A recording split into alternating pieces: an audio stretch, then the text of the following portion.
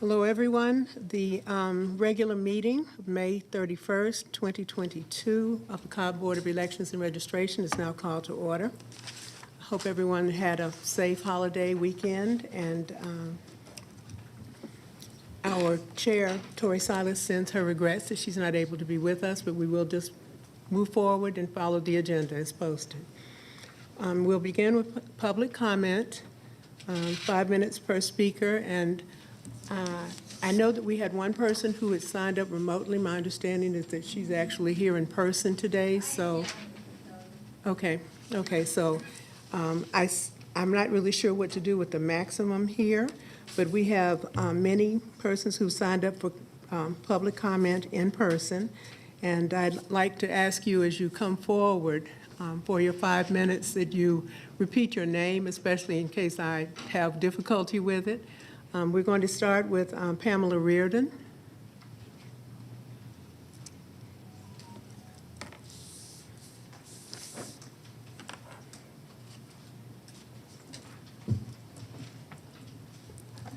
Good afternoon. I'm Pamela Reardon. I live in Marietta. I live in East Cobb. And what I'm going to talk about today are multiple problems that we had on Tuesday at the polls. I have reports here from multiple poll watchers that we had, and also poll workers. Let's get. I don't understand how there were so many problems with jam scanners, but that was prevalent in most of the polls. Let's start out by SN3A in Smyrna. Excuse me. So the scanner at the end of the day was 441. The BMD counter was 470. And then, of course, you had jams all day, so you had ballots, and they had been put wherever, sometimes in the right place, sometimes in the not right place. And after counting 225 ballots, their total was 666. So how do they have 668 and the BMD is saying 470? There were people coming in and out at most of the places all day. Some people said they were Dominion people. Some didn't know who they were, but they were techs. But at this particular poll in Smyrna, my poll watcher didn't leave until 11:45 in the morning, that night. Okay, so why it took that long? Well, a lot of the people didn't know what they were doing. They broke as soon as the polls closed for pizza. And they didn't care about getting the tabulator run through and getting the tapes up or getting the place, secured and the equipment back to where it was supposed to be. It seemed like they, just had other things on their mind. Camp 01, the poll manager lost her card. So she couldn't do very much because she'd lost her card. And they finally left the precinct without ever finding the card.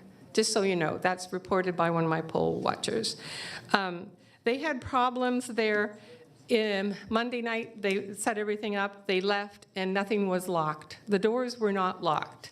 The poll manager said, and this is in Camp 01, poll manager said that it's up to the church to lock the doors. They also had scanner problems there, and they actually, one of the times, the scanner actually ate and shredded the ballots. So, any comments on that? Another poll worker stayed until 11:30 in Fair Oaks, and she was just met all day with animosity and derogatory comments by the workers and the manager. Fuller's 01 was fairly okay, but their extra ballots, they put them in Ziploc bags instead of what they're supposed to put in. At Cheatham Hill, more problems. They had the wrong equipment arrived there, so they couldn't operate the equipment. It wasn't configured properly, so they had to wait for 2 men to come out to configure the property. The ballots in this location, which amounted to maybe 100 or so, the poll watcher was not allowed to observe the actual scanning of those ballots. And I have multiple polls here where there were problems with ballots. Sometimes they were stuck in the diverter. Sometimes they should have been actually just put in the secure area, and they weren't. And why was the excuse given over and over and over that the problem was because somebody tried to write in? How do you write in on a ballot that's on a BMD? And number 2, in a primary, you're not allowed to write in. So why is that even on the ballot? The ballot builder shouldn't even have put that on the ballot. So I can go through all of these problems, one after the other, and it just goes on and on along the same ways. When there were a problem with ballots, we had a problem here. Why was Dominion bringing in the bags from the warehouse? Why was Dominion anywhere when we don't have a contract with Dominion? Why was a Dominion guy sitting in the computer room all night, right? Why did we have problems in advanced voting where the scanners had to be pulled and the actual tapes were actually pulled and read? Like 3 days in, and multiple times in other places. Do we have a bandwidth problem, or what's the problem? I'm told that you can do 10,000 images on each one, but they were pulling them at 2,500. So I don't know what the answer is, but that delayed the advanced voting numbers on day of, starting at 7 o'clock. We didn't even start seeing numbers until 9:30, and it had something to do with all of that. So I have, all these problems need to be investigated, and we can't certify this election. I'm sorry.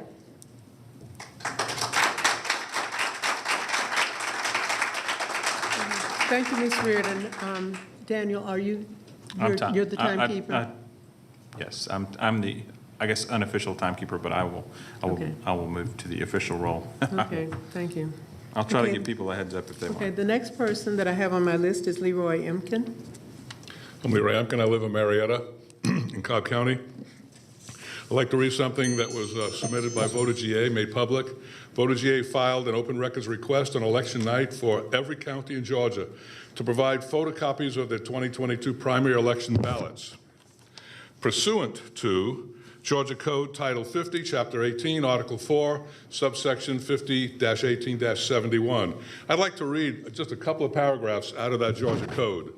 First, all public records shall be open for personal inspection and copying, except those which by order of a court of this state or by law are specifically exempted from disclosure. Records shall be maintained by agencies to the extent and in the manner required by Article 5 of this chapter. Agencies shall produce for inspection all records responsive to a request within a reasonable amount of time not to exceed 3 business days of receipt of a request. An agency may impose a reasonable charge for the search, retrieval, redaction, and production of copying costs for the production of records pursuant to this article. An agency shall utilize the most economical means of reasonably calculated to identify and produce responsive, non-excluded documents. And one other section.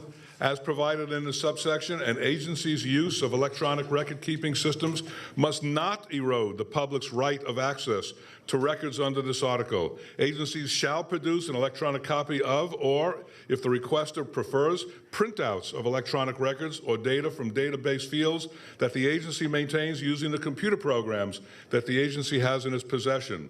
An agency shall not refuse to produce such electronic records, data or data fields, et cetera, et cetera. Clearly, based on what Pam Reardon has uncovered, she had many, many more cases where there are serious questions about the validity of this election that needs to be investigated before any certification proceeds. We are requesting that you, our election board, who represents the citizens of this county, not to certify this election until these records are produced according to the ORR, the Open Records Request, so that Voter GA can investigate them and do whatever is necessary to validate those ballots together with your assistance and your staff. And we're asking you to please facilitate making these photocopies available to Voter GA so that we can move forward. It's my understanding that some individual, who will go unnamed, is attempting to prevent this from occurring. You may know to whom I am referring. Thank you for listening, and we really need your help. I don't believe we can certify this election without investigating what we now know to be serious questions about the validity of this election. If it turns out there are no real problems, if it turns out that what Pam has discovered from her poll watchers and poll workers, we can proceed forward with a certification, but not until that is properly investigated. We're asking for your understanding and your help. Thank you. Thank you, Mr. Empton. Our next speaker will be Robbie Huck.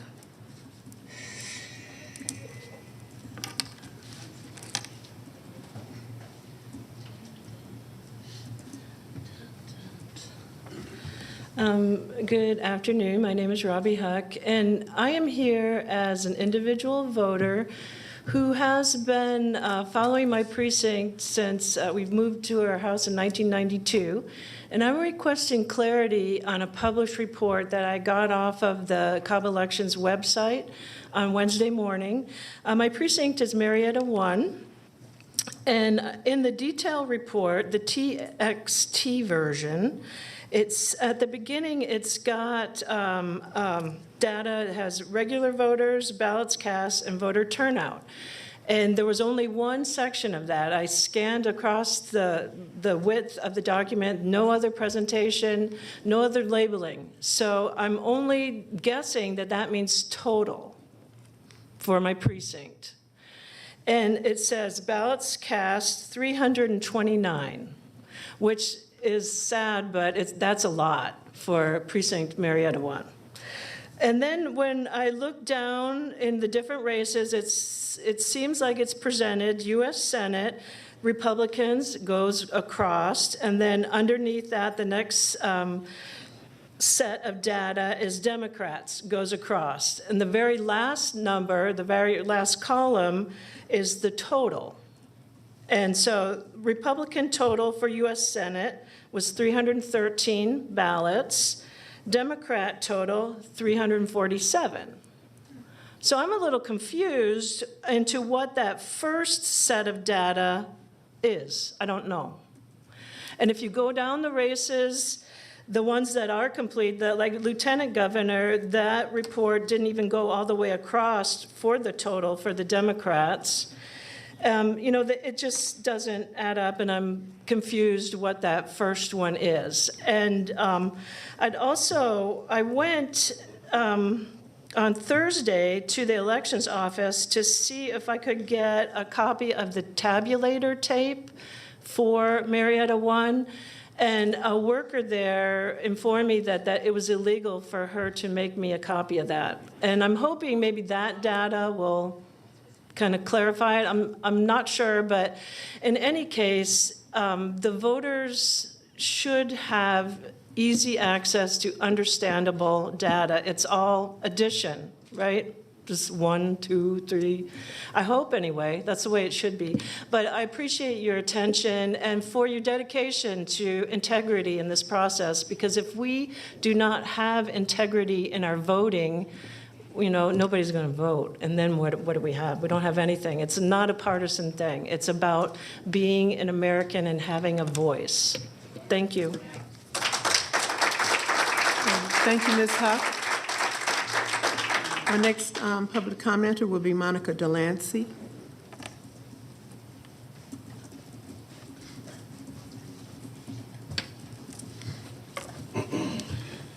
Good afternoon, Monica Delancey, Austell Mapleton community. I'm here to first just applaud all of the poll workers for participating in the voting process. Just to find workers is a hard process by itself. And to give up their time to arrive so early in the morning and then have to leave after 8 o'clock, 9 o'clock at night from being there 6 o'clock in the morning, they should be commended and recognized, because it takes a lot to do that. I mean, even with the pay, it's not even about the pay for workers to show up. It's about them being a part of the civic engagement process. So I want to commend all of those poll workers for doing that. I do want to talk about some early voting issues. I do know in the Riverside area, last voting, which was 2020, we would vote early at the Riverside Epic Center. But then this year, it was changed to the South Cobb Recreation Center. So some people who were going to Riverside Epic Center had to be told, no, go to the South Cobb Recreation Center. I do want to also just note that the South Cobb Recreation Center, I'm glad that it is in the south side of the community, but it's not as accessible for people who are handicapped. They have to get out at the front and walk, or if they're in their schoolers or in the wheelchair, it's a hard process. So it was a lot easier when it was at the Riverside Epic Center. Once I saw there was a hardship for some people, I started telling them to go vote at the library, because the library, South Cobb Library, the vote location was towards the front of the venue. Another issue is that the precinct names, City View Elementary School is the name where people will vote instead of Riverside Elementary School. But I know that you still call it Riverside 1. So maybe you could look at changing that name to City View, because it is confusing to say your precinct is Riverside. They're going to end up at the Riverside Epic Center and not knowing that they should go to City View Elementary School. So again, with my team being on the ground, I was able to direct people where they needed to go and go vote. But also, at about 2, 3 o'clock that day, May 24th, even though we were outside just, having, fun, telling people to go vote, it started to come through that we had some issues going on, not issues, but a very unfortunate event going on in the state of Texas. So it started, draining a lot of people who were going to be out there for the long haul, but they was overcome with what was going on in Texas. So I want to pray for those families, pray for our community, and just remind folks that is why we have to be at the table on all fronts. That's why we have to be able to not speak up for our young children who can't protect themselves. We have to speak up for our families who may not even have a home once all of this rental assistance is exhausted. So again, that is why I'm at the table, and hopefully, once these election votes are certified, we will carry on and be able to be successful on June 21st. Thank you again, Monica Yvette DeLancey. Thank you, Mr. Lancy. Next, we'll hear from Annette Lewis.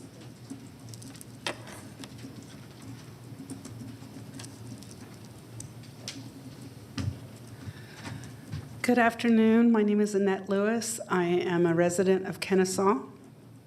And first of all, I would like to thank every one of you for letting us speak. This is the third election board meeting in the state that I've been at, and I'm proud that my county is at least listening to us.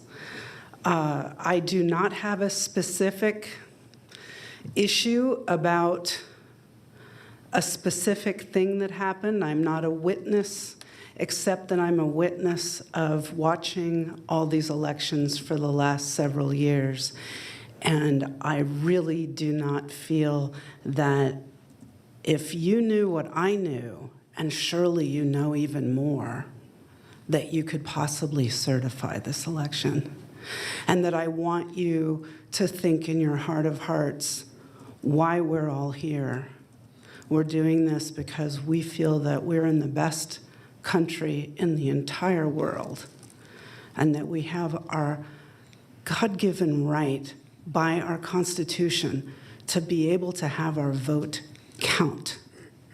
And I go in and I vote every election, and as I've gotten older, I've learned that my vote doesn't count.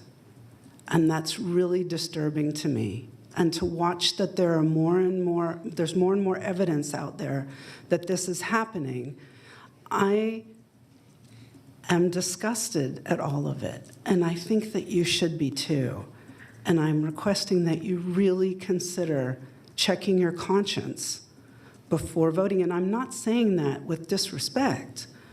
I'm saying that as one human being to another, one citizen of this amazing country to another. I would like it to be as amazing as it was when I was born in this country. I'm one of the blessed, one of the ones who was born here. I didn't have to try and get here to have these rights. And I would really appreciate it if you'd just take the time to hear what I had to say. Thank you so much. Annette Lewis, Cobb County, Kennesaw. Thank you, Ms. Lewis. Sally Grubbs is here, and we'll hear from her next.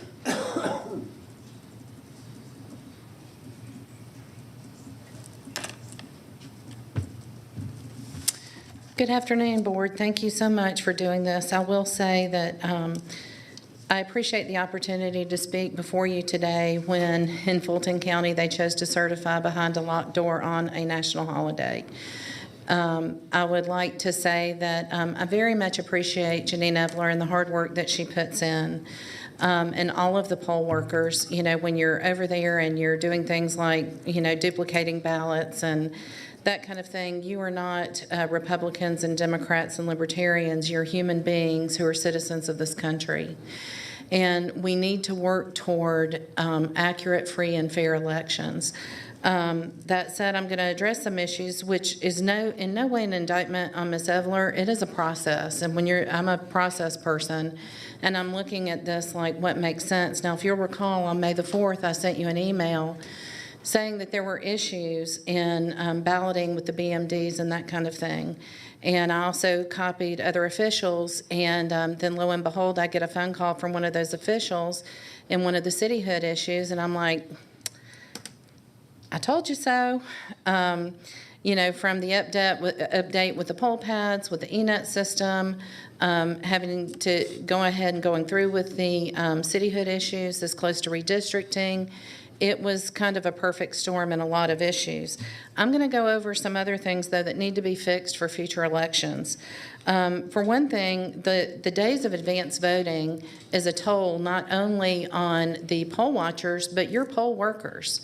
And you are the ones who are entrusted with running these elections, and Ms. Evler is doing the best she can under the circumstances that exist.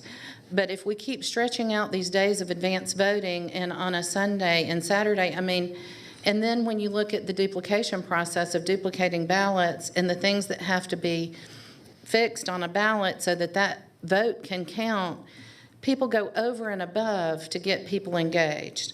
I'm going to go back to my issue with the machines. I went to, on Election Day, I went to the Epicenter to check it out. I work in the Southwest Fulton area, and I could sit in my car and watch someone vote on a BMD.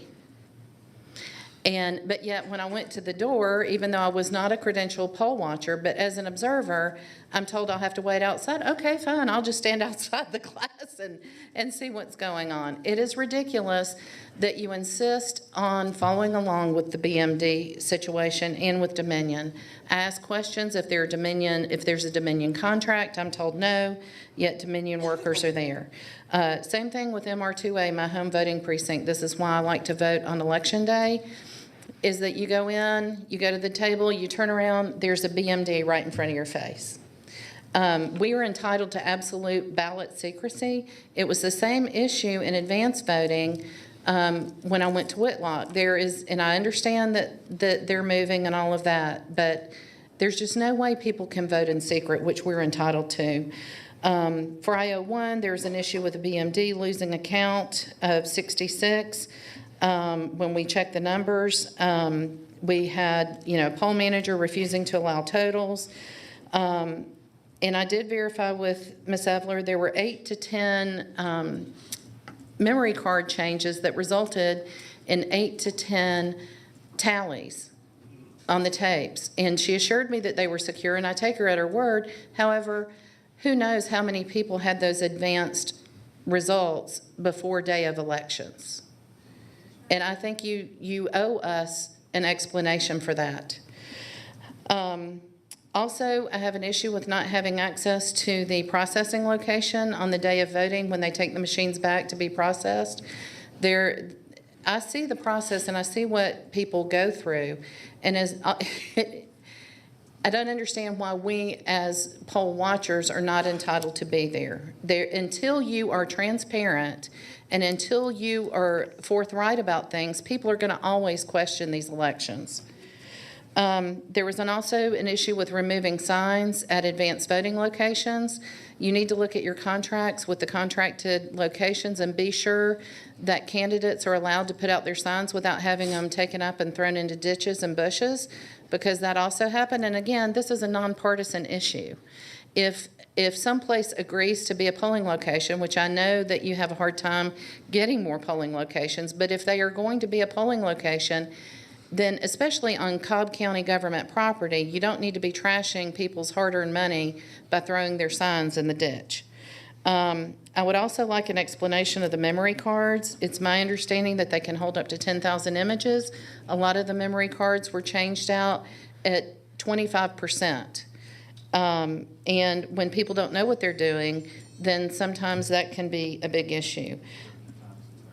Thank you very much. Thank you, Ms. Grubbs. Our next speaker will be Garland. Is it Favorito? Yes, ma'am, it is. Okay. I have a handout for you. Thank you.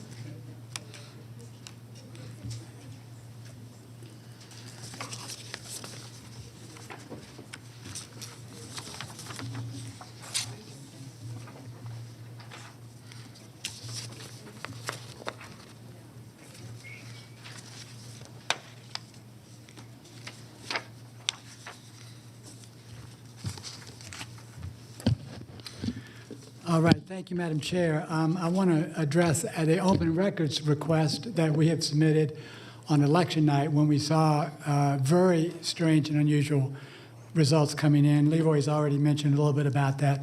Let me quickly just make a few points for you. The elections machine that we're using basically is required to print an elector verifiable paper ballot and produce paper ballots that are marked with the elector's choice in a format readable by elector. The U.S. District Court has already found that the plaintiffs and other voters who wish to vote in person are required to vote on a system that does none of these things. That means this election was conducted on a system that violates Georgia law, according to the United States District Court, not me.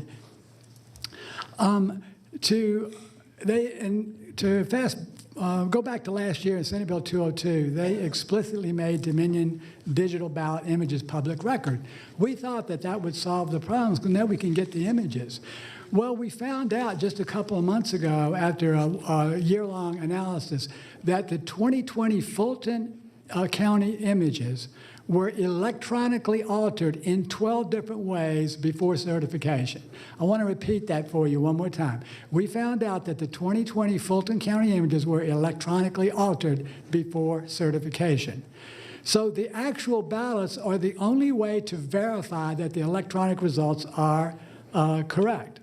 So on election night, this is why we filed a copy for the open records request for the ballots, an independent copy and of the ballots, independent from the voting machines. So the controlling statutes for open records requests is 501871. In fact, I think Leroy has already stated that. And what this says is that ballots are non-exempt records subject to disclosure prior to certification and transmission to the clerk of the court, where they are then sealed. Until that time, there is no dispute that those ballots are subject to open records request law. Counties must comply or cite an exemption in ORR law. So far, we have not gotten either one, neither an exemption nor any kind of ballots. So the most important point here is that the counties are exempted from any liability if they comply in good faith with the open records request. What we are asking you to do is to comply in good faith with our open records request and honor that before transmitting the ballots to the clerk of the court. Finally, I want to address a bogus official election bulletin that came from the Secretary of State's legal counsel, May 27th, in which he tries to cite 212574 as some kind of a justification why they do not have to comply with open records request. We asked for a copy that could be produced under the chain, the custody and control of Director Eveler. We did not ask to actually handle the ballots or look at them, touch them in any way. Smith v. DeKalb County, what he cites actually works in our favor by explaining that this statute, there's no statutory exemption for ballots under any Georgia law until they are sealed.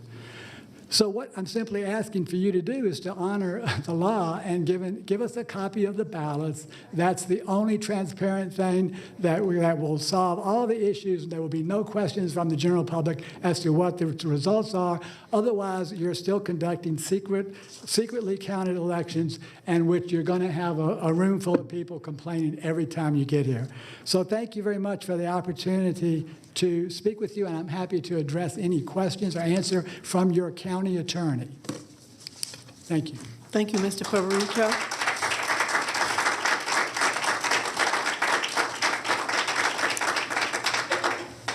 Boyd Parks, you're our next speaker.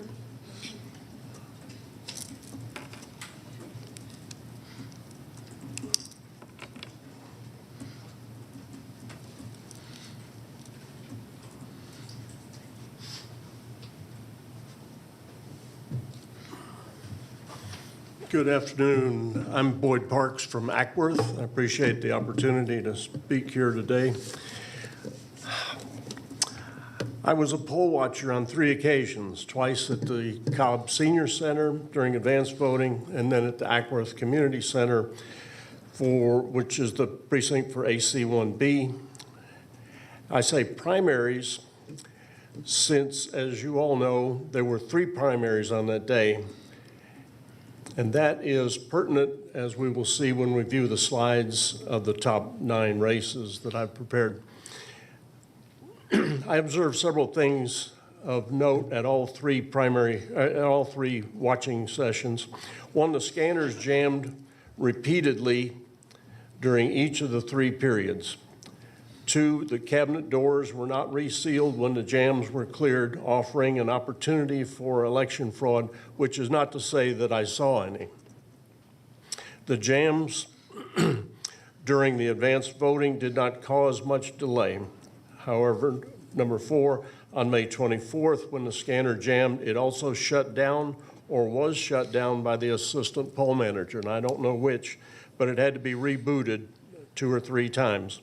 This caused some 60 ballots to have to be scanned slowly and manually after the poll closed, again offering a fraud opportunity. Again, not to say that there was anything that I witnessed that was fraudulent. The elderly and the disabled at AC1B, with one exception, and really feeble old man, were given no priority getting to the poll pad workers. The manual method that I witnessed of getting voters to the poll pad was amazingly troublesome to watch, and I will later suggest an improvement, a simple improvement. After being alerted to big errors in the data from the Secretary of State's website, I pulled down the summary and detailed files. The data I found for Cobb County is on the slides here. The errors in the files were gross, and I could not imagine any reason for the discrepancies. Saturday, I met with Mr. Favorito of Voter GA, who explained that the CITEL system in Spain can only report on 1 election at a time, not 3. As a result, the Democrat ballots were not in the figures reported, making it appear that there were huge overvotes. When I added the Democrat votes to the ballots cast figures in the 9 statewide races, the issue became clear. Some may not recall that Brian Kemp, when he was Secretary of State, contracted with CITEL, as I understand it, to tabulate the votes across the state. Regardless, could we show the slides that I've prepared? I am Boyd Parks.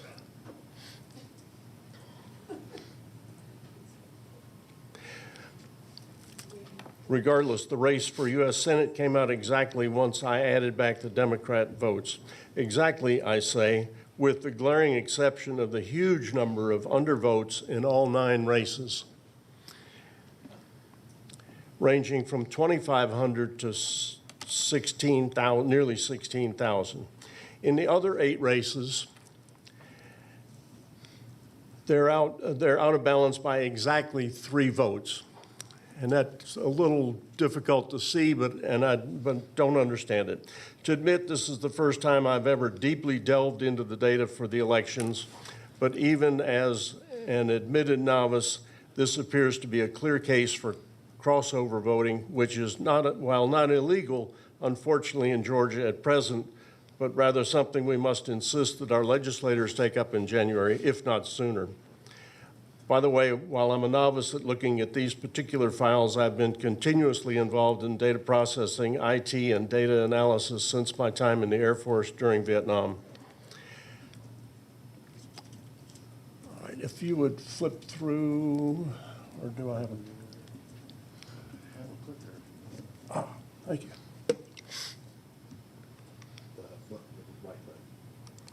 There we go. All right. You notice that the ballots cast number at the bottom is far less than the total votes number, and that occurred throughout that. But when you add in the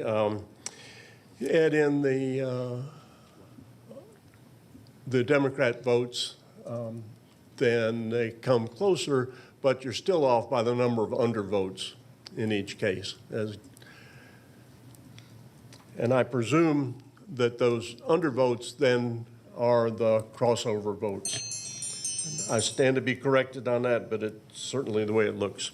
Mr. Parks, your time is up. All right. Thank you very much.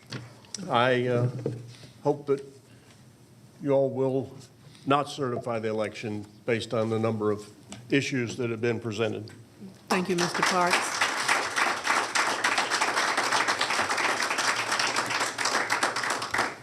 I apologize for not being able to understand the last name of our next commenter? Eastham, Jimmy Eastham. Eastham, okay. Mr. Eastham? Good afternoon, members of the board. I first do want to also echo some comments and thanks and gratitude for Janine Eveler. She has worked closely with several in our Vining cityhood effort to fix the borders and coding. I'm specifically going to talk today about ballot coding issues that occurred in our Vining cityhood referendum. And Janine worked with us. We didn't realize until halfway through early voting that there were issues of incorrect ballot, coding of the ballots. So someone who either requested an absentee ballot or went and actually voted early were getting the wrong ballots. So she was very good about trying to get the edges right, get the borders right. But on election day, the changes that she made in the middle of the process didn't get into the computer, did not get fixed. So as of day of election, we had a number of ballots issued that were coded incorrectly. So there were very few number of people that were actually in the city of Vinings that did not get to vote for or against cityhood, primarily on Baker's Farm Place. And there were hundreds of people that could have. She's got a little under 100, and I've got a little over 100 people that actually voted on election day, or total. But on election day, people voted and had a ballot issued with cityhood on it that were outside the city. And these 6 or 7 streets, I'm just going to read them for the record real quick. 2158 Cumberland Parkway, Suffolk's Green Lane, Paces Place, Paces Station Close, Paces Station Ridge, Paces View. And there were a total of 1,200 and a little extra in excess of 1,200 registered voters on those streets that were coded improperly. If they had gone to vote, they would have gotten a cityhood ballot, but were outside the city limits, 1,220 some odd. We had a number, a lot less than that, lower than 50, that were actually on Baker's Farm Place that were inside the city, registered voters, and some of them did go vote, but anybody that had gone to vote from Baker's Farm Place inside the city did not even get a chance to vote for or against cityhood.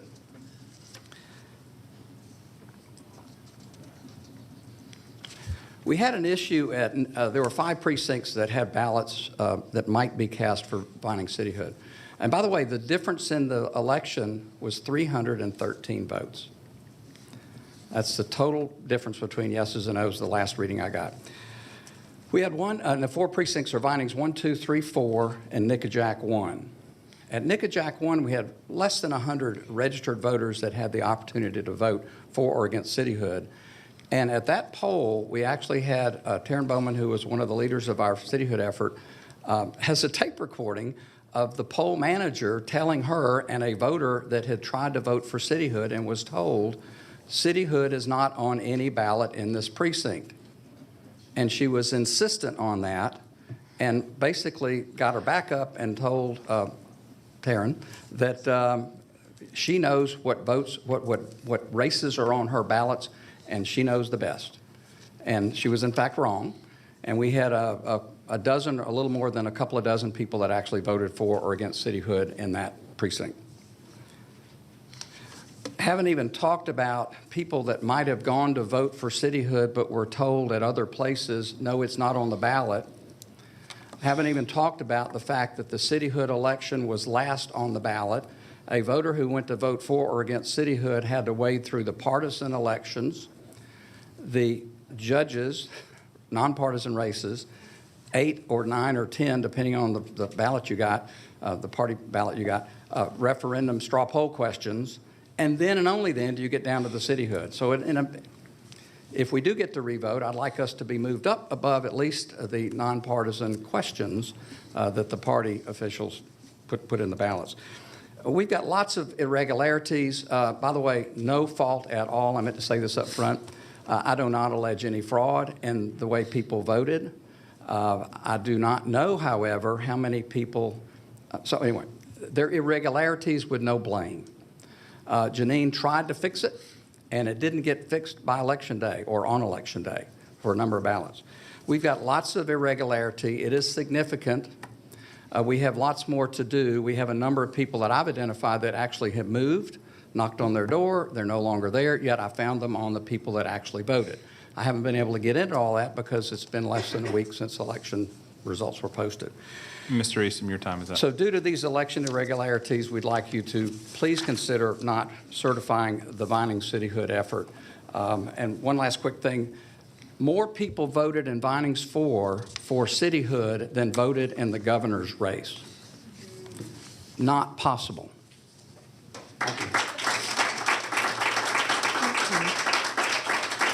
Thank you, Mr. Eason.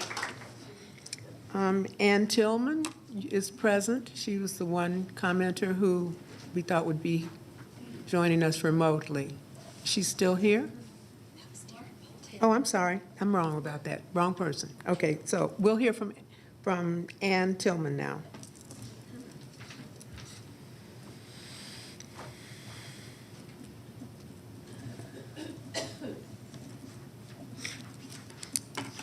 Then I'll call on Ms. Bowman last. Hi, I'm Anna Tillman. I actually ran as a candidate in House District 43, Republican candidate, and I only have a couple things to say because I think my colleagues and friends have said pretty much all of it. I could read the code, though, if Garland really wants me to.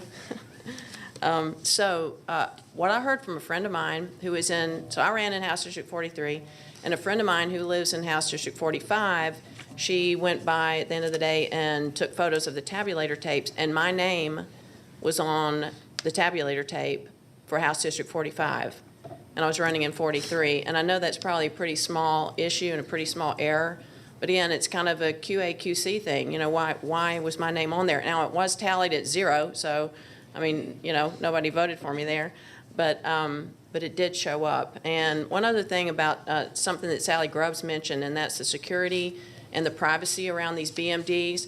I went in this room where I voted. I went in a room, and there were probably 8 BMDs, and I was told to go to the back.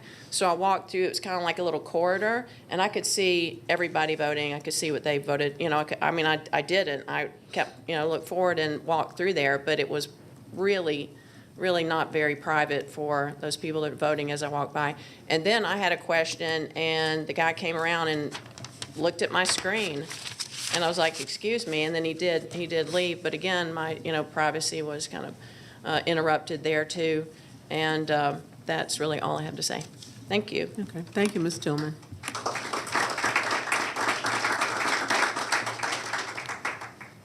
Is it Christine Rosman?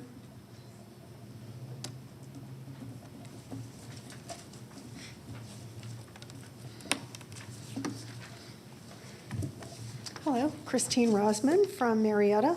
I was a poll watcher in early voting, and then also worked at my voting precinct, which is Marietta 6B, and had a very good experience.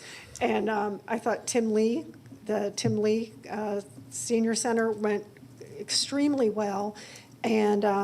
And then I noticed how well and seamless it was there. So when I went to Whitlock, I just suggested maybe they would let the voters know when they were coming in, when registering at the poll pad, to say, hey, there's going to be a QR code, and they're going to ask you where your precinct is when you go to cast your ballot. Because it was painful at Whitlock, because I was right there at the very end, like when they're just going to cast their ballot. And every time it was a communication nightmare, kind of, because especially with elderly people, if they couldn't hear well, if somebody that was telling them had a mask on, and trying to explain to them, there's numbers and there's a word and I need to know the word. And it was kind of painful. So anyway, but they ended up changing that. But I thought that it, pretty much went well. And I have to agree with many that said that I did notice that, and I would always look away, but the quarters are so close that you really can see if I wanted to look. I could have seen how somebody was voting. So, oh, you know what? You don't have the timer. So how many minutes do I have, Mr. Timer? You have 3 minutes left. 3? Okay. 8 seconds.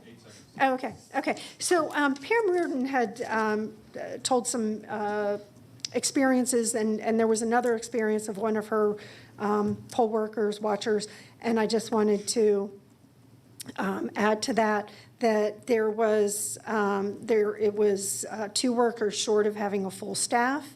The workers present, there only 2 had experience, and election day morning, there were missing cables for a few of the BMDs.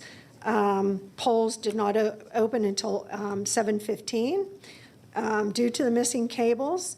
And at approximately 9 a.m., it was discovered that most or all of the voter certificates were not filled out correctly, and workers were instructed to fill out the forms correctly after the voters had left the polls. And also that the only scanner used experienced paper jams, at least 12 to 15 occasions, which actually that happened on day of voting at Marietta 6B too. And the poll manager repaired the jams, asking voters to stand by, and all observed him cut the seals of the scanner box, fix the paper jams, handle the scanner ballots, closing the scanner box, and finally resealing the scanner box with the same seal he just cut. And when asked why he used the same seal, he responded that he didn't want to have to log the event and record a new seal number. Very disturbing to both voters and workers seeing the scanner being attended to off and on during the entire day. And because of the lack of some signs and because of this particular precinct, people were going to the wrong precinct all day. And so, and I also wanted to reiterate too, of what Garland Favorito with Georgia VA has asked, requesting with the ORR to provide the request the election night for every county in Georgia to provide photocopies of their 2022 primary election ballots. With that, again, the OCGA 50-1871. And this has not happened, and it violates 2 Georgia statutes. And if we don't have our elections right, we are in a banana republic. And I don't care if it is a Democrat or if it's a Republican. If this is the way you want to vote, it better be heard. And if it's not, we don't have anything. You know, I'm assuming you all took an oath. I know that it's an assigned position and that you likely had to take an oath that you were going to do the right thing. And the right thing for Cobb County is to do what is Georgia VA has requested.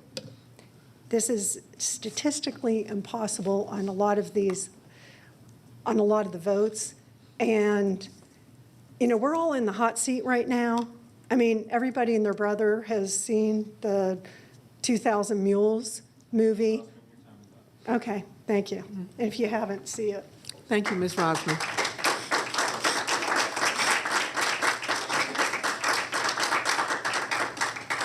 Once again, I apologize. Debbie, I cannot read your last name. Is it Fisk? Fisher. Fisher, okay. Let me add an R. Fisher of Men. Yes, I just couldn't read it. I apologize. We do see you often. I do know your face. I don't know if that's a good thing or not. Well, we're glad to have participation. We are. Well, now everybody knows my name, but it's Debbie Fisher. I'm from East Cobb, Roswell, portion of East Cobb. And I would like to thank you all for everything you do. I know your time is given freely. I know you have a lot of weight on your shoulders in making the decisions you do. Janine, I thank you for running. This year's election did have a different overall attitude, and it was much more pleasant in working at Whitlock than it has been in the past, so I thank you. I also know that you lost 4 of your top people and how difficult it must be having to deal with brand-new employees in such an important election. But there were a couple of irregularities that I just can't get beyond, that I've never witnessed before, nor has anyone that I've talked to. And one of those was 91 in-person advanced ballots coming to Whitlock because they wouldn't scan from East Cobb Government Center and then having to be duplicated. There was a bit of a conflict between us who were on the duplication panel upstairs. We were pretty busy. We had a lot of duplicating to do ourselves. Plus, in the tabulation room, the adjudication room, if we went in there, we would have been sequestered and would not have been able to come out. So we were unable to go do it. So Cobb employees with a monitor, our monitor, Cheatham Delano, was in there monitoring. I'm not saying there was anything with the duplication, but there's a huge problem with in-person ballots being transported to the adjudication center that is there to scan absentee ballots, not rescan in-person ballots. I believe 47 of them had to be, I'm not sure, the scanner wouldn't take them. 44 it did take. The proper protocol, as far as I know from being a poll watcher, is when a ballot will not scan, it should be rescanned later with 2 poll workers in attendance and scanning.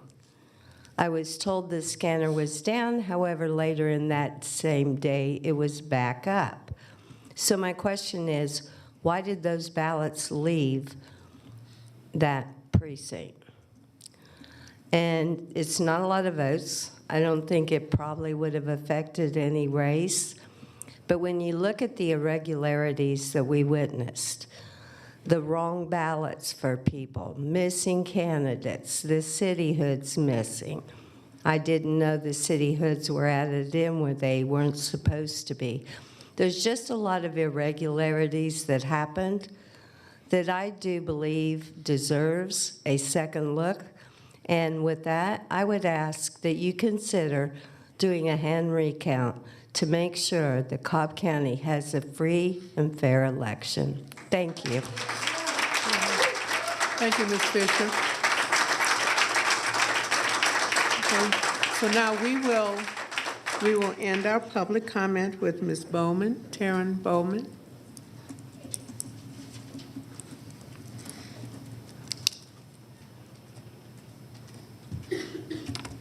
Hey, thank you. I'm Taryn Bowman. And really, I just want to reiterate what Mr. Eastham said on the Vining cityhood issue. And also thank Ms. Evler. She was wonderful with us when we were trying to work out all the issues. But I do have that recording that he mentioned, and that was an interesting scenario. But aside from that, I would just really ask at this point if you could not certify the Vining cityhood vote. It was such a small margin of 313 votes with so many irregularities that we're just now uncovering. We would like to see due diligence done, and we would like to see a full audit of this election, of the Vining cityhood election, because there's just too much for such a small area to certify this vote. So I hope you'll consider that. Thank you. Thank you. Okay, we have completed our public comment, and we will move to the second agenda item, which is approval of minutes. My understanding is that some of our board members, that we perhaps did not get all of the minutes early on. Janine, could you address that? The agenda that was posted on the website only had the minutes from May 18th, And the agenda today has from the minutes from the 9th and the 24th as well. It would be up to you if you want to just take those up another time, or if you're willing to go ahead and add them to this. Board members, could I ask, have you had an opportunity to take a look at the minutes that were not included?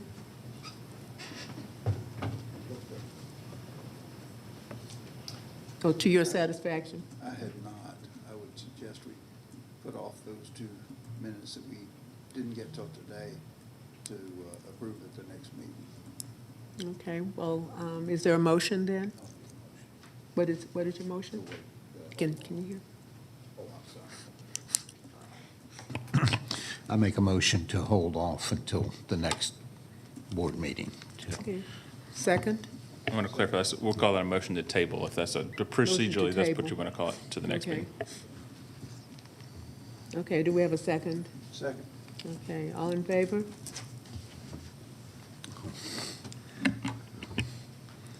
Okay, the motion has carried. I see that we have number 3, public hearing. Did we have a,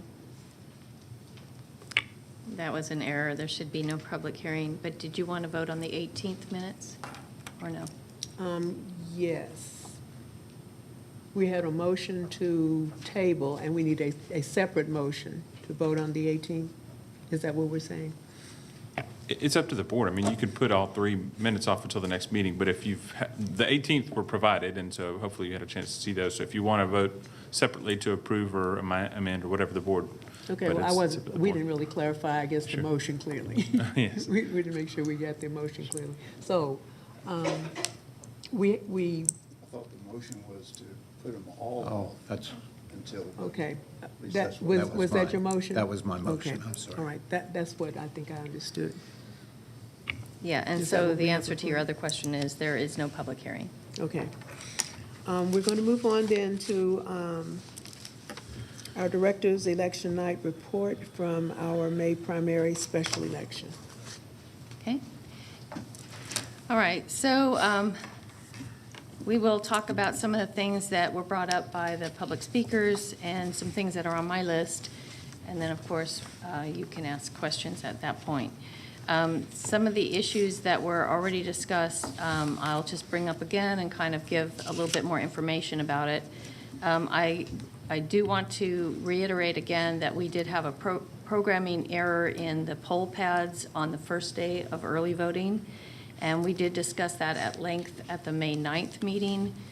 So if anybody wants more information on that, it was discussed with a PowerPoint of examples.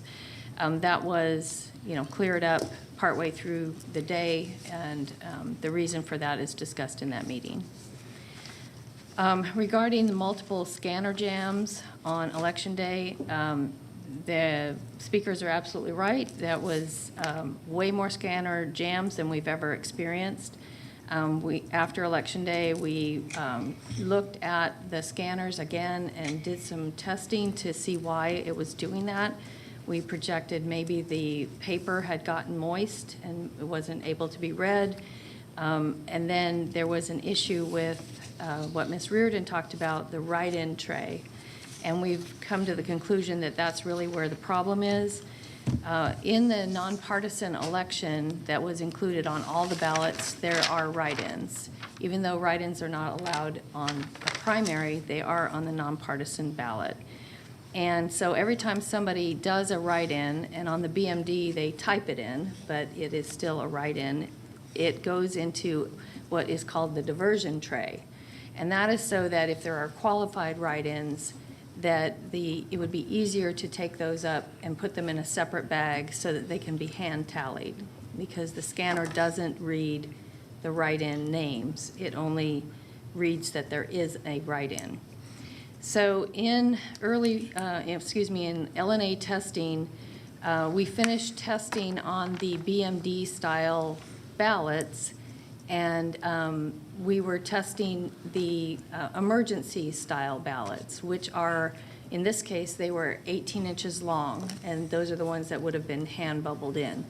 And the diverter tray had a stop bracket so that ballots could come in and then stop on the bracket And it was at a position for an 8.5 by 11-inch piece of paper. So the long ballot was not able to be tested. It was didn't fit into the diversion tray. So my team took the bracket off, and so that it would allow for the large ballot to fall into that tray. But after now testing it afterwards, the short ballots get hung up without that bracket. So we ended up solving a problem for the emergency ballots to be able to fit in there, and didn't go back and test the BMD style 8.5 by 11 ballots. And so on election day, they kept getting hung up in this tray. And when they stack on top of each other, the top ballot hits into the scanner slot and it reads that there's a jam. So that was a big issue all day on election day. And sometimes the workers were able to clear the jam quickly, and they did have to open up the scanner ballot box to get inside and clear the ballots from the diversion tray in order to clear the jam. And they were supposed to be sealing it with a separate seal and recording that seal, and that was their instructions.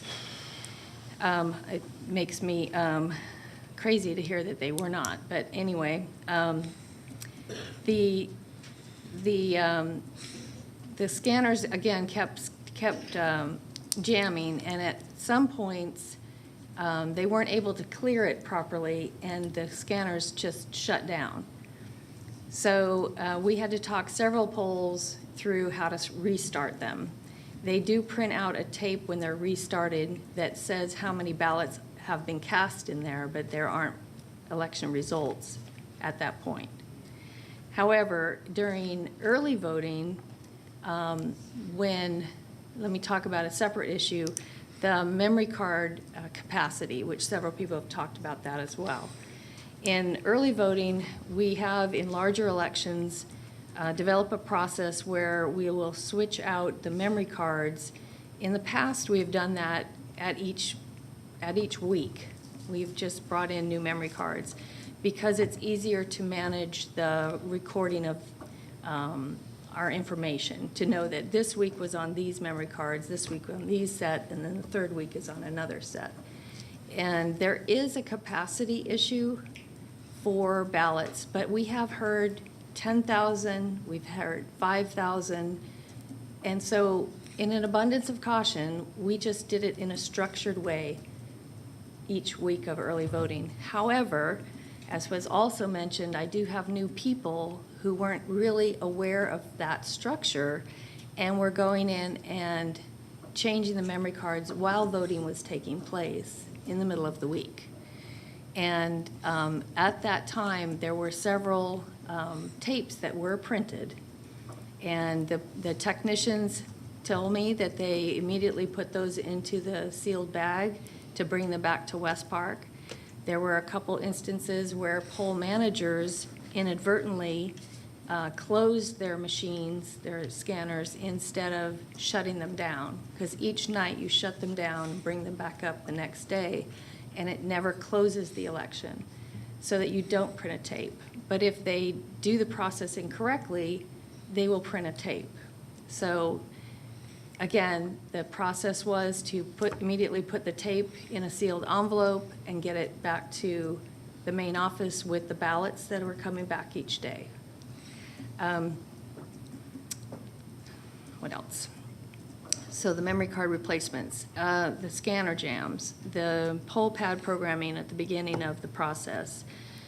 Regarding the cityhood, finding cityhood, we did have several redistricting errors, and there were quite a few that were brought up by the cityhood proponents. We did fix those as we were going. Several were brought up in the early part of early voting, and we fixed those in the voter registration system, which is what the early voting takes place in. You check in the voters in the actual system, so whatever changes we made were changed real time for the early voters. However, what ended up happening is the state does a data poll for the poll pads, And they don't always share on the date that they're doing it, that that's the date they're doing it. And we actually made some of these changes after they had pulled the data, so that the poll pads on election day had some of the incorrect data that we thought we had corrected. And we did some analysis, Mr. Eastham and myself today. Our numbers, do differ a little bit. But Mr. Eastham gave me what he thought was 131 voters that were potentially given the wrong ballot.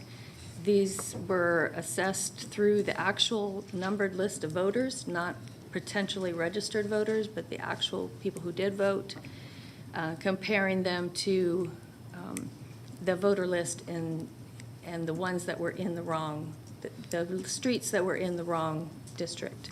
He identified 8 streets that were districted wrong. 6 of those had been identified to us from Ms. Bowman earlier in the process, but again, they did not all get into the election day poll pad. We learned of 2 today that we didn't know through Mr. Eastham's research. He gave me 2 additional ones. So that is a total of 8 streets that were districted wrong. And, of course, we apologize for that, but again, to talk about the pressures of redistricting immediately before this, unfortunately, it was a very tight time frame, and there wasn't enough time to correct these errors. So I have 90 voters that were impacted, and like I said, he has 131.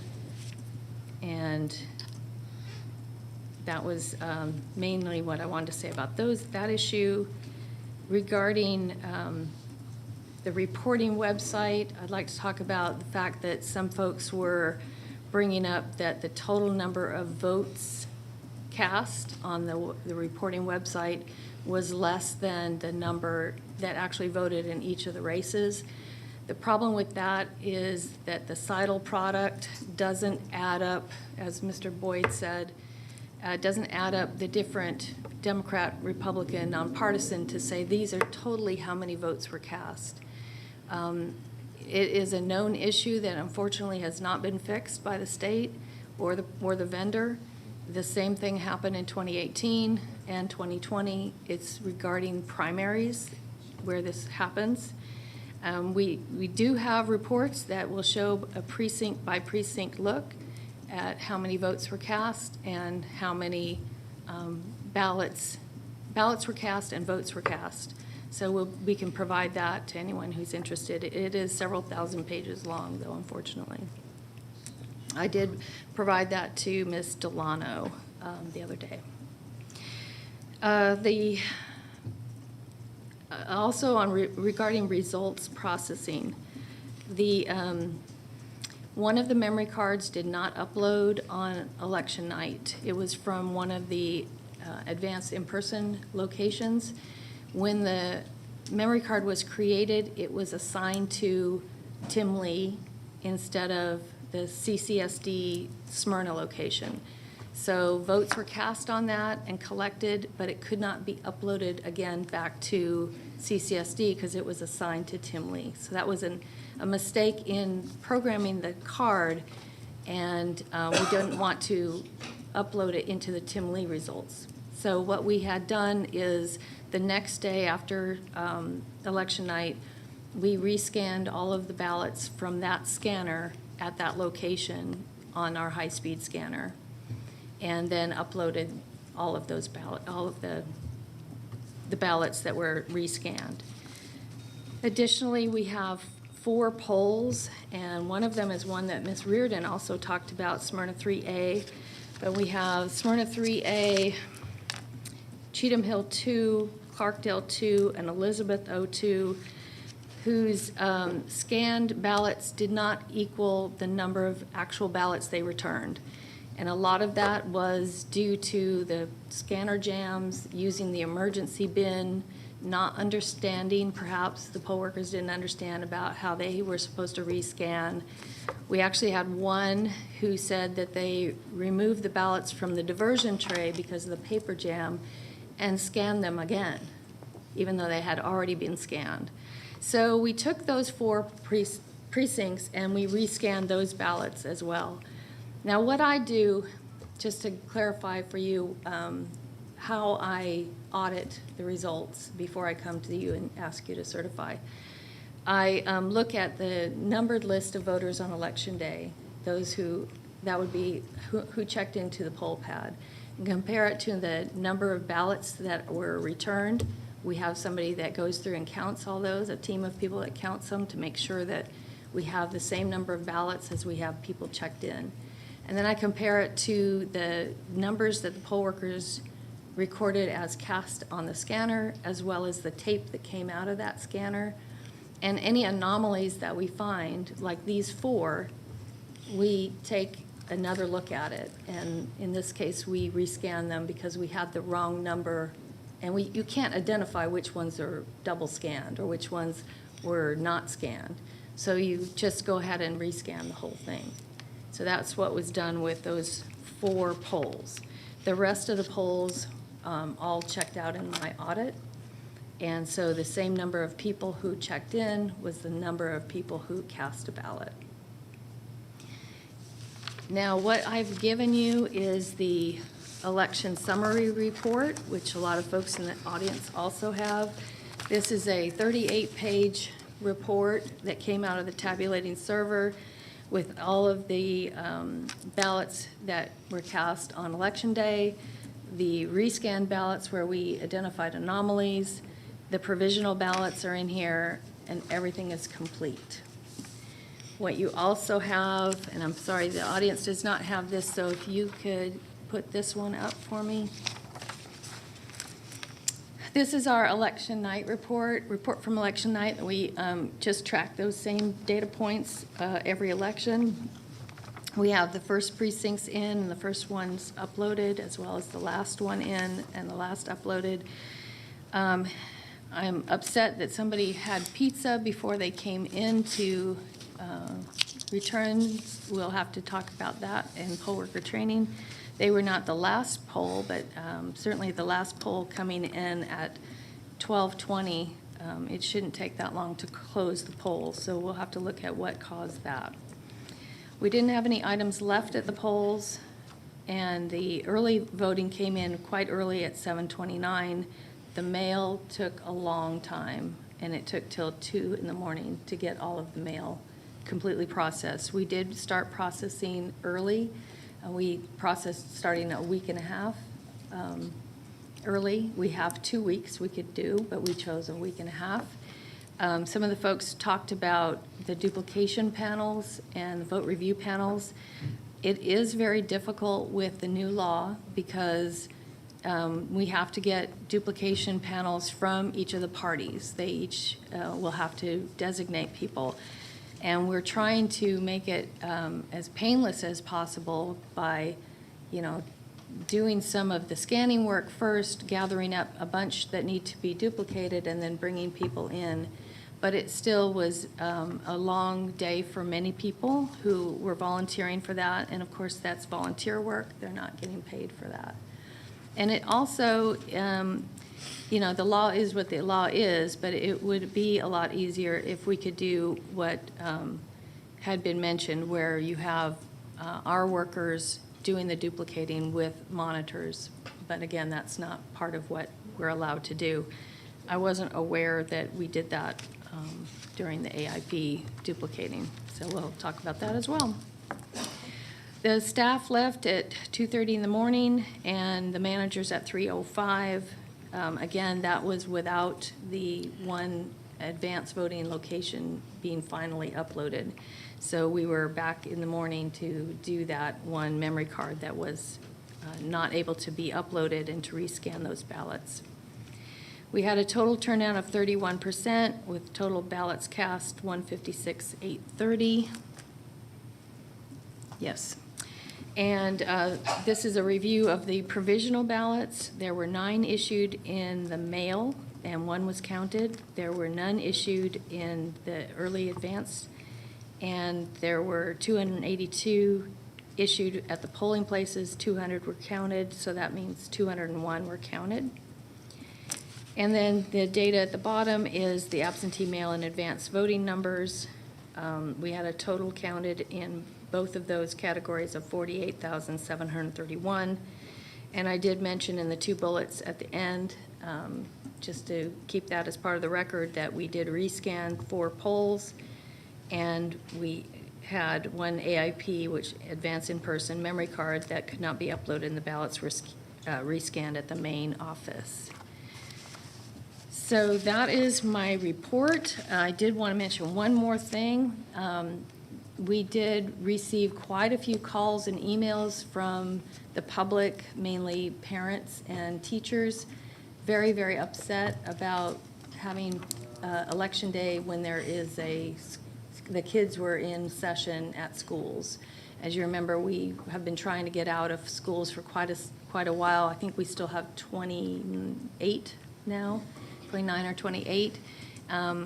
They obviously were concerned, especially some that complained a little bit later in the day, that the Texas incident had happened at that school, and even though that wasn't related to voting, it was still bringing everything fresh in everyone's minds.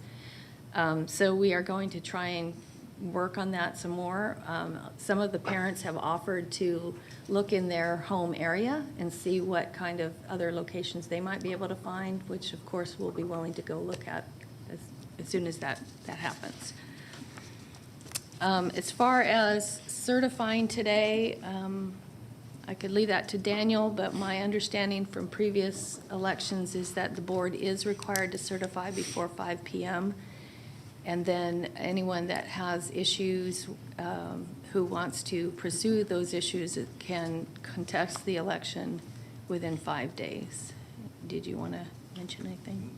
That's correct. And you know, there's a specific procedure called out in 21-2493 that says, you know, just lays out the process for tabulation, and you know, looking at errors and looking at and report if there's any fraud reported. Those things are reported to the DA, and none of that, to my knowledge, has been brought to the board. So, you know, the basic, without getting into too much of the, you know, the fine grain of the code section, it says if Janine and the staff have done what they're required to under the statute, which is to check and make sure that the numbers appear consistent with the votes cast. You know, you take the ballots cast and the people who showed up and checked in, and you try to match them up. And if you have discrepancies, you try to account for those errors. That's where we have some of these things where they've done rescanning. And once they get to that point, unless there is evidence, you know, concrete evidence that suggests that, you know, there's some broad scale thing going on here, then you're required under the statute to certify as the superintendent. That's your duty under the law. There is then a process where voters or candidates or other interested parties can challenge, contest the results of the election, but that doesn't, there's no option to just skip certifying at this point. You just have to do the best you can with the information you have, and then there's another process to follow up if people think that there's concrete evidence that they could bring, and another process with its own set of due process and rules and things like that. So. Excuse me. We don't have any comment at this point in time. I would like to make a comment, and that is, having been on the board in the past when there were questions that did come up about our requirement because of Georgia Election Code to certify.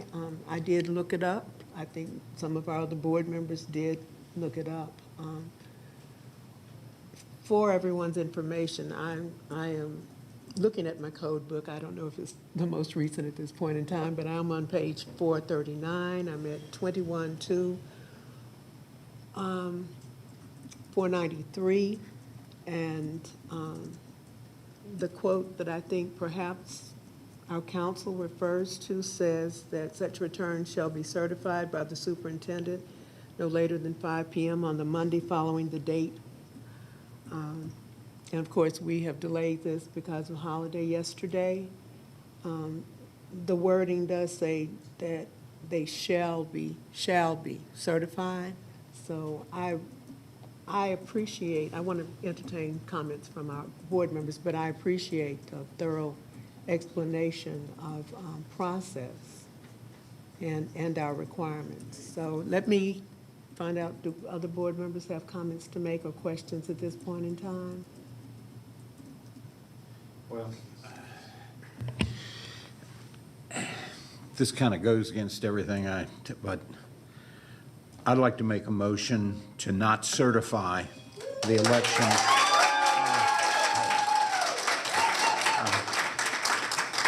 Hold it.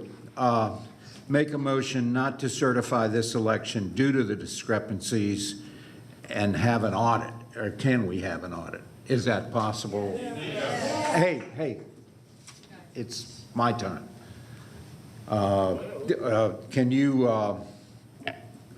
Can we do an audit or have an audit done before? Let me just say procedurally, there's a motion.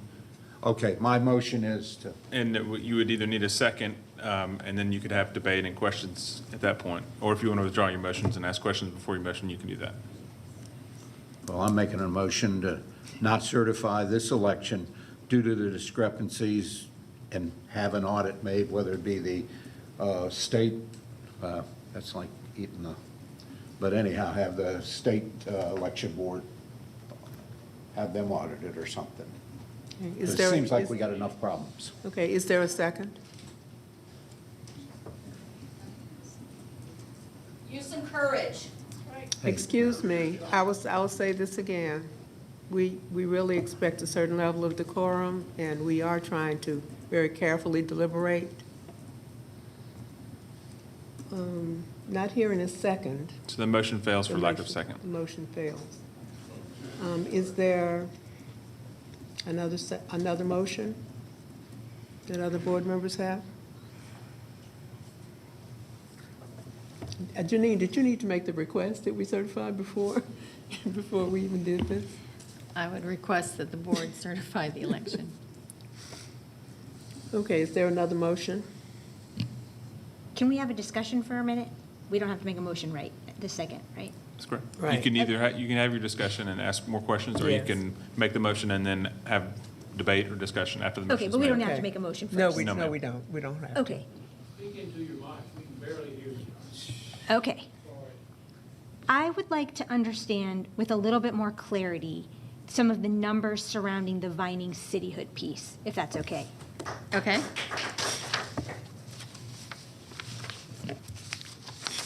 All right, so I did receive an email this morning from Mr. Eastham.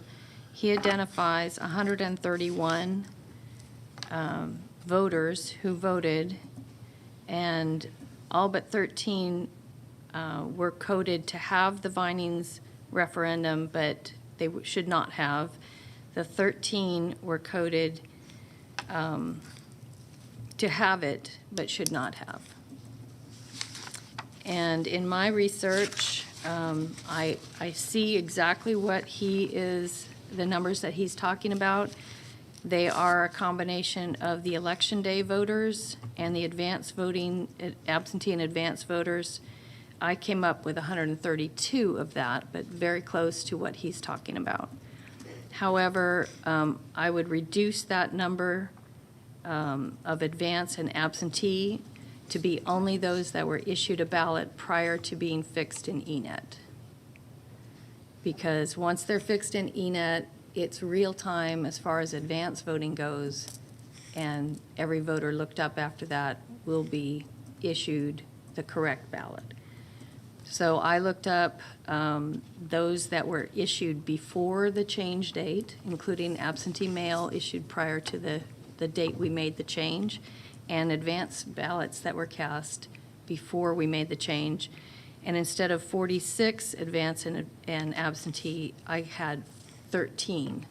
And so that brought my total down to 90 ballots that were cast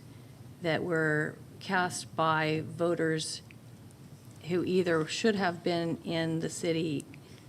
Actually, there's one street that should have been in the city and wasn't. And that was corrected, actually the first one that was found. And the rest are 7 additional streets that should not have been in the city but were.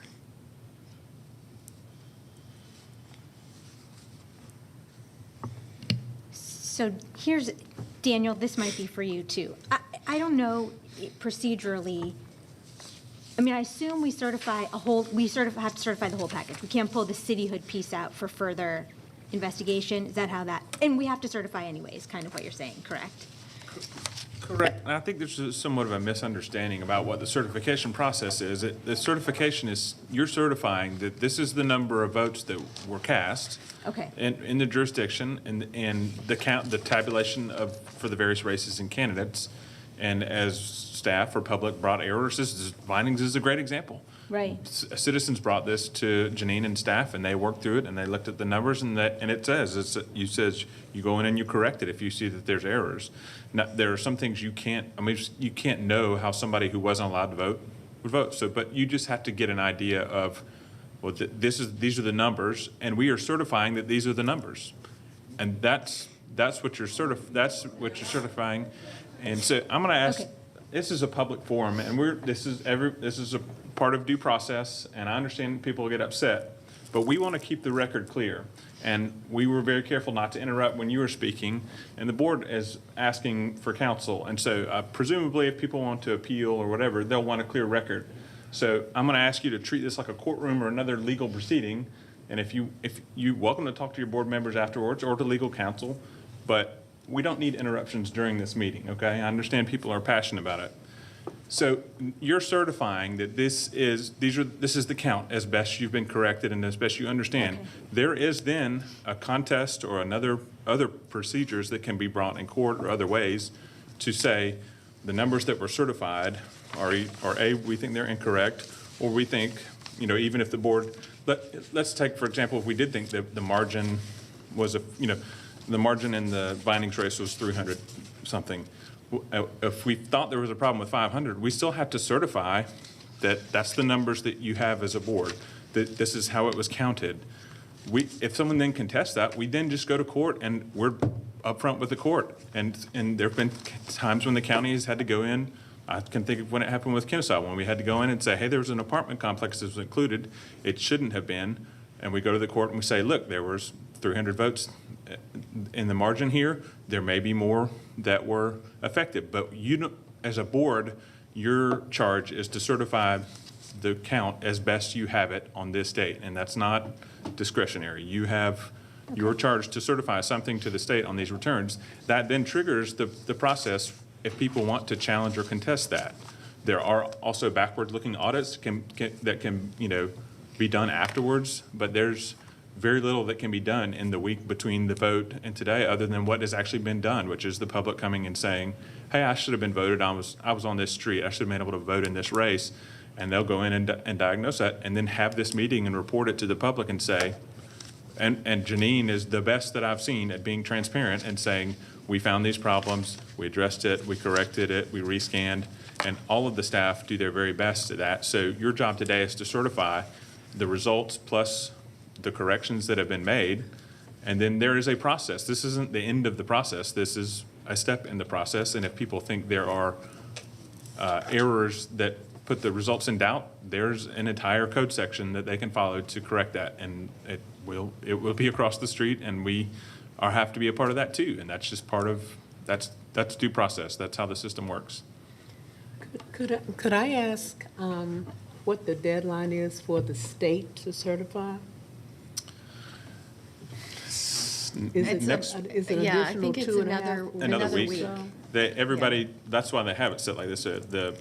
We'll certify this week, and then the state will certify the next week, and then there's another clock in between there for both challenging local results and then for challenging the results as satisfied or certified by the state.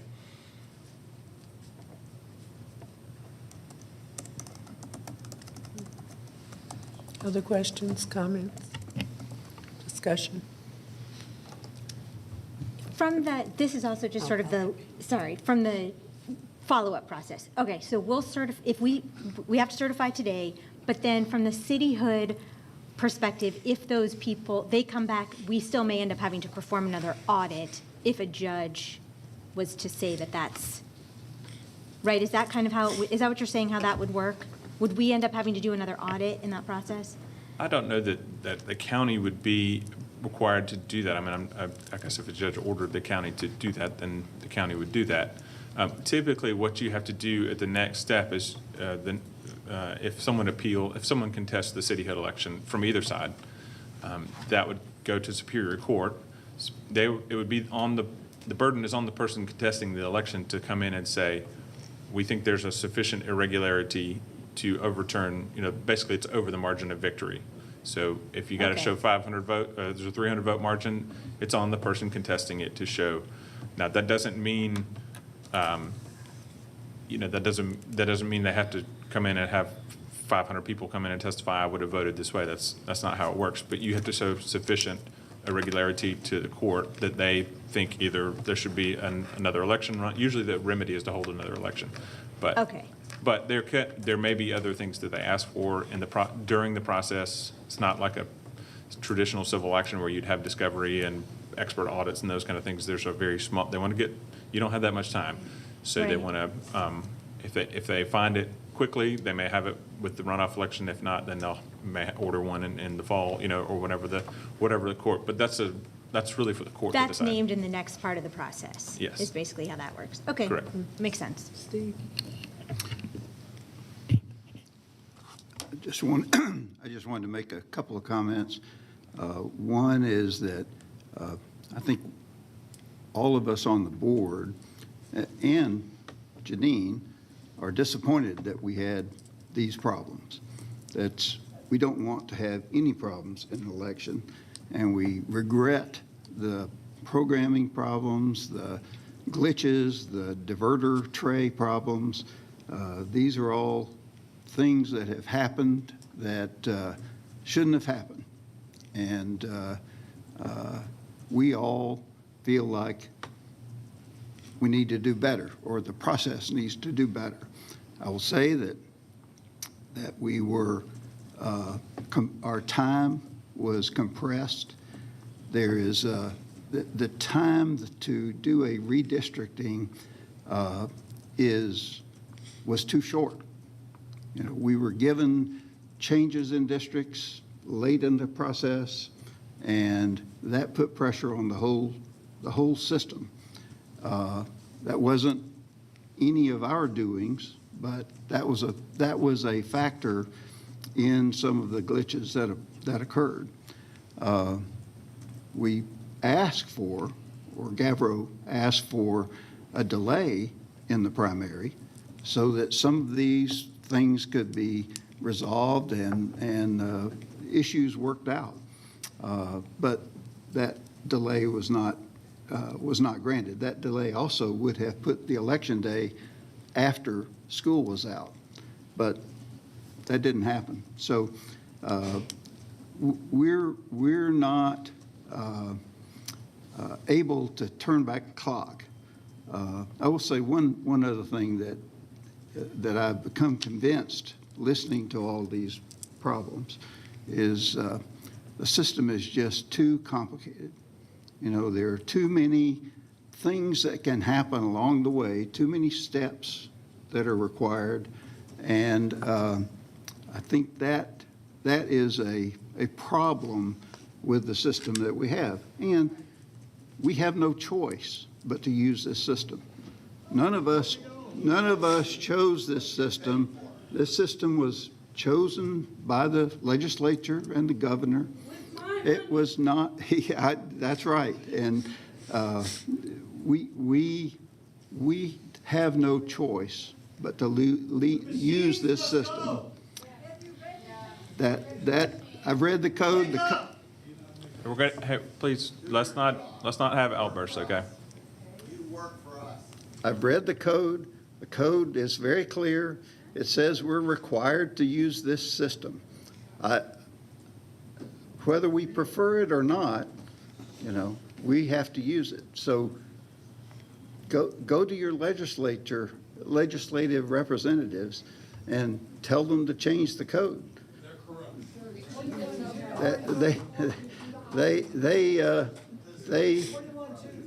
They gave us this system, and that's what we have to use. And because it's so complex, we have had a number of glitches. And I certainly regret that. I think everybody on the board regrets that. I think all the staff regret that. But that's where we are. So,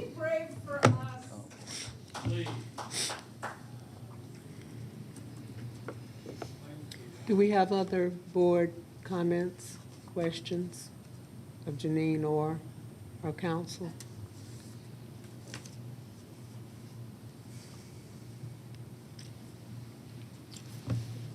Yes. I'd like to make a motion that we certify the May 24th election per the election reports that Director Eveler has presented. Do we have a second? I'll second it. Second? Properly moved and second. A vote? All in favor? None opposed? One opposed. Okay. We are at the point on our agenda where we will entertain board member comments on other item. Mr. Bruning, I know we have detailed information about discussion of advanced voting comparison with neighboring counties, a discussion that we began earlier. Yes, Madam Chair, I'd prefer that we put that off to the next meeting. We've had lots of things to talk about at this meeting, and that's something we can do later. Okay, thank you. What I missed, I believe, is our assignments for the next, Oh, for the next, yeah. yes, for the runoff. So we will be at West Park and at the Kennesaw Prep Center. So if you will let me know what your, Will we be at Kennesaw Prep Center, not at for the Monsoon? manager's return, yes. Mhm. That'll be history, right? That should be the last one. Do we have any volunteers, any preferences? I'd volunteer for the Prep Center. I'll take it. You'll take, okay, Yeah. Prep Center.